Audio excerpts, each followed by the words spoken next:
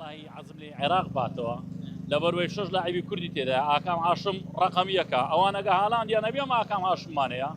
راست اوان بقوتنا اوان بقوتن بران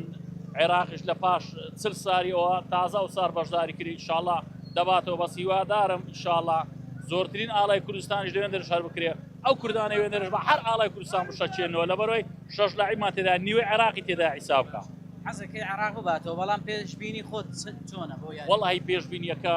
بەڕاستی والله ئەوان بەقوتن هالاند لاعیبەکی عالمیە بەس ئینشاءالله عێراق هەر ئینشاءالله گۆلی هەر دەکا بانێرم دەباتەوە بە ڕاستی بەس ئینشاءالله گۆلی دەکات چکە ناوێرم زۆر گەشتبین نی بەڵام حەزەکەی عراق بباتەوە ئەرێ واللهی ناتانم 100% برێم عێراق دەباتەوە چکە ئەوان ڕاستی بەقوتە و ئەوروپیە و ئیمام لە پاش ساری تازە بەشداری کردی عێراق بەس ئینشاءالله هەر دەبینەوەش شتێکی دەکات بین خۆمان شتۆکە شێر دەکات یەک دوو شتان هەر لێ تاکە گۆلیش نەکا درمان پێخۆشەوە ساعت چاوەڕێ دەکەین ئینشاءالله و چاوی منە و سەر چاوەکەم